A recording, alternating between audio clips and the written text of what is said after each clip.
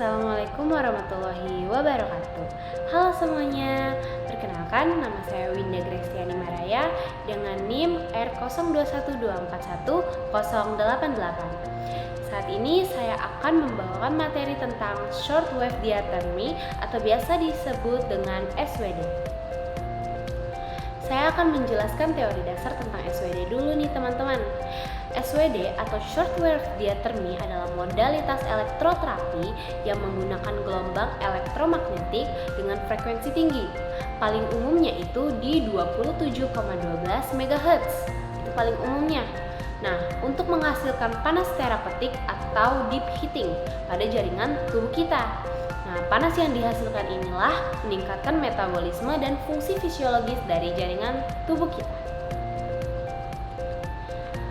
Adapun tujuan terapi dari SWD tersebut, yang pertama yaitu meningkatkan sirkulasi darah lokal, yang kedua dia mengurangi nyeri atau edema, yang ketiga dia menurunkan spasme otot, yang keempat dia meningkatkan fleksibilitas dan elastisitas jaringan lunak, dan yang terakhir dia mempercepat proses penyembuhan jaringan. Lalu selanjutnya ada juga mekanisme kerja SWD. Yang pertama itu ada kapasitif atau condenser field method. Dia itu menggunakan dua elektroda plate, dia berpasangan, dan panas yang dihasilkan itu karena resistensi jaringan tinggi seperti lemak atau otot. Nah, mekanisme kerja ini cocok banget untuk jaringan superficial medium depth.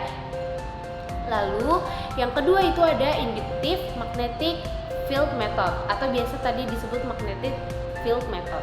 Nah, dia itu menggunakan coil atau drum aplikator dan dia menghasilkan medan magnet yang medan magnetnya itu menimbulkan arus eddy. Nah, dari arus eddy itulah panas terbentuk di jaringan dengan kandungan ion dan cairan tinggi seperti otot dan darah.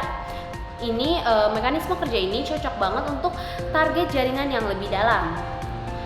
Nah, untuk teman-teman diperhatikan juga ada kontraindikasi saat kita mengaplikasikan SWD. Yang pertama itu pacemaker atau implan elektronik, yang kedua ada kehamilan, abdomen dan atau panggul, yang ketiga ada tumor atau kanker aktif, yang keempat ada pendarahan dan infeksi kulit, yang kelima gangguan sensibilitas kulit, yang keenam itu ada logam internal yang tidak kompatibel, dan yang ketujuh itu ada DVT atau gangguan vaskular berat, yang terakhir itu di area mata dan gonad. Selanjutnya saya akan menjelaskan komponen-komponen yang ada di dalam shortwave diathermy. Yang pertama itu ada power supply atau sumber daya. Nah, teman-teman pastinya setiap mesin itu harus ada power supply atau sumber daya tersendiri. Nah, power supply atau sumber daya ini dialah yang menyediakan energi listrik untuk mengoperasikan alat dan menghasilkan gelombang elektromagnetik. Nih, ada di belakang untuk power supply dari SWD tersebut. Selanjutnya ada osilator atau generator frekuensi. Nah, osilator dan generator frekuensi ini itu mengubah energi listrik menjadi gelombang elektromagnetik dengan frekuensi tinggi. Dan biasanya paling umum itu di 27,12 MHz. Ini merupakan sumber utama radiasi gelombang pendek. Lalu ada juga modulator atau power control, dia itu mengatur mode keluarannya, apa yang mau dikeluarkan modenya, seperti continuous atau intermittent, dan besar intensitas output sesuai dengan kebutuhan terapi. Selanjutnya itu ada indikator dan panel kontrol. Nah, indikator dan panel kontrol itu dia ada di sekitar sini teman-teman. Nah, biasanya itu tadi terdiri dengan tombol on off. Tombol on off-nya untuk menyalakan dan mematikan alat tersebut. Terus ada timer ada di sini. Dan dia itu ada untuk mengurangi dan menambahkan. Lalu ada juga untuk pengaturan intensitas. Pengaturan intensitasnya mau seberapa tinggi atau rendah pengaturannya. Lalu ada pilihan modenya continuous atau intermittent yang ada di sini. Nah, itu pilihan modenya. Terus ada juga untuk pengaturan frekuensinya ada di sebelah sini, serta yang terakhir itu lampu indikator untuk status alat tersebut. Oke, selanjutnya itu yang gak kalah pentingnya itu yaitu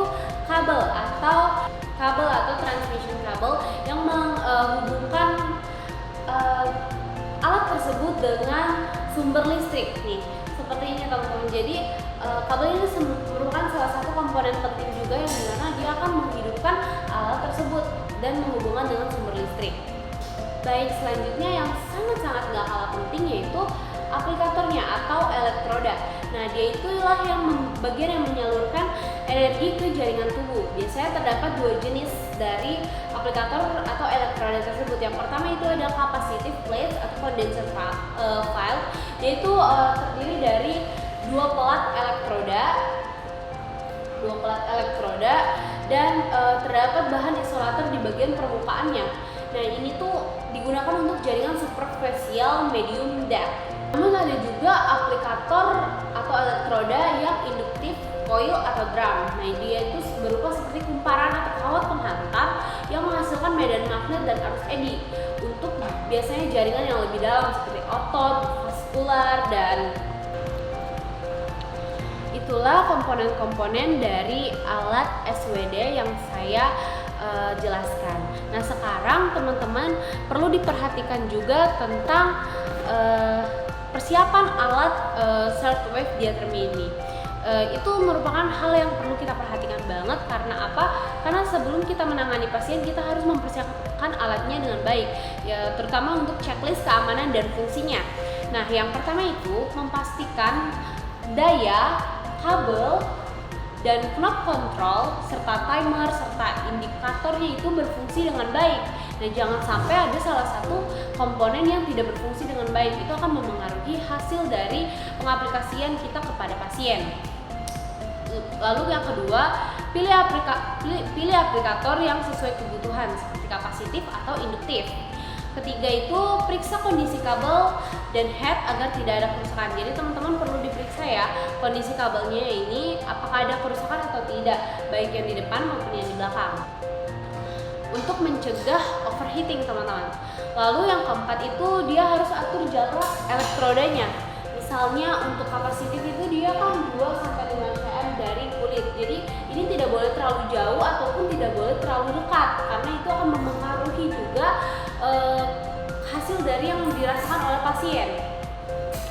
Lalu yang keempat atau yang terakhir, pastikan itu ruangan bebas dari logam atau objek elektronik. Jadi benar-benar ruangan itu harus steril ya. Jangan sampai logam atau objek elektronik itu dapat mempengaruhi hasil dari pengaplikasian alat SWD ini ke pasien. Jadi sebelum dilakukan pengaplikasian alat SWD kepada pasien, kita memerlukan yang namanya persiapan pasien. Nah, untuk yang pertama itu kita lakukan anamnesis singkat atau screening kontraindikasi. Nah, saya bertanya Bapak, apakah ada keluhan atau apa yang dirasakan? Lagi nyeri di belakang. Untuk nyerinya itu dia sudah lama? Iya. Nah, teman-teman sudah bisa diketahui bahwa saat ini bapaknya itu dia mengalami nyeri di bagian lehernya atau cervicalnya. Nah, kita akan bertanya juga tentang kontraindikasinya. Oke, Bapak apakah memiliki implan logam di dalam tubuh atau apa? Tidak ada. Nah, berarti untuk kondisi bapaknya saat ini dia aman ya. Dia tidak ada kontraindikasi yang terikat di tubuh bapak tersebut. Selanjutnya itu sebelum kita melakukan alat SWD ini ke pasien, kita perlu melepas semua benda logam di area terapi seperti jam, cincin, HP dan segala macamnya. Jadi bapak nanti kita kan mau melakukan alat SWD, short wave diathermy, dan dia itu agak rentan terhadap logam, jadi bapak bisa dilepas ya jamnya nanti. Oke. Nah, selanjutnya kita harus memposisikan pasien itu dengan nyaman di area terapi yang terekspos. Lalu kulit juga harus kering untuk mencegah yang namanya hot spots. Terus jelaskan juga sensasi terapinya. Jadi nanti bapak harus merasakannya semestinya ya hangat dan nyaman ya, bukan panas yang menusuk. Nanti bapak jelaskan aja apa yang bapak rasakan. Nah, selanjutnya kita akan melakukan tes sensibilitas agar aman. Teman, ada juga yang namanya indikasi klinis. Nah, pada regiocervical ini indikasi klinisnya itu ada cervical strain atau sprain, myofascial pain syndrome di bagian trapezius dan levator scapula spasma. Terus ada cervical osteoarthritis atau spondylosis. Lalu ada juga whiplash atau fase subakut kronis. Terus ada tension type head disc. Oke. Nah, tujuan dari aplikasi klinis ke regiocervical ini dia itu yang pertama mengurangi nyeri dan spasme otot di sekitar leher dan bahu, lalu relaksasi otot upper trapezius, HCM dan levator scapula, dan dia meningkatkan ROM cervical seperti fleksi, ekstensi, rotasi, lateral fleksi. Dan juga dia menyiapkan jaringan untuk terapi manual atau stretching. Untuk frekuensinya itu dia paling umum di 27,12 MHz, dan untuk modenya itu ada continue dan intermittent. Itu tergantung dari nyeri atau apa yang dirasakan pasien tersebut. Lalu untuk durasinya itu 10 sampai 15, bisa juga sampai 20 menit.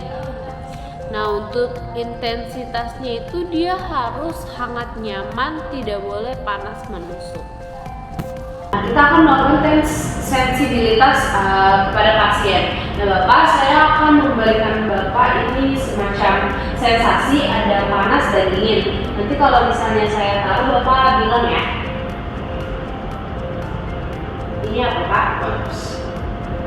Kalau ini? Dingin. Kalau ini? Dingin. Kalau ini? Panas. Oke, berarti tes sensasi Bapak cukup baik ya, karena dia dapat merasakan sesuai dengan apa yang saya berikan. Jadi kita akan mengoperasikan alat SWD tersebut. Nah, untuk waktunya itu yang paling tepat itu di 10.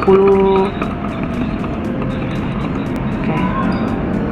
Potensinya dia di sini. Untuk intensitasnya dia sini. Oke, udah direkam belum? Nah, untuk dah. Nah, saat ini saya sedang mengaplikasikannya kepada pasien. Untuk jaraknya itu kita tidak boleh terlalu jauh dan tidak boleh terlalu dekat. Cukup 2-5 cm dari kulit. Nah, ini mungkin Bapaknya mungkin akan terasa sensasi-sensasi baru dari alat tersebut. Kita cukup tunggu sampai, jadi kita akan tunggu 10-15 menit untuk pengaplikasian alat tersebut kepada pasien. Aja juga. Dan diagnosis dari fisioterapisnya. Intervensi ini meliputi exercise terapi. Nah, jadi jika alatnya sudah berhenti, artinya untuk pengoperasian alatnya sudah selesai kepada pasien. Nah, sekarang saya ingin bertanya kepada Bapak, apakah ada yang dirasakan setelah dilakukan alat tersebut? Apakah ada panas menusuk tadi atau tidak? Tidak. Baik. Oke, Bapak. Jadi sejauh ini tadi saat dilakukan alat yang kalau Bapak merasa nyaman ya? Baik. Terima kasih ya, Pak. Terima kasih juga. Ya, sekian pengaplikasian alat SWD terhadap pasien.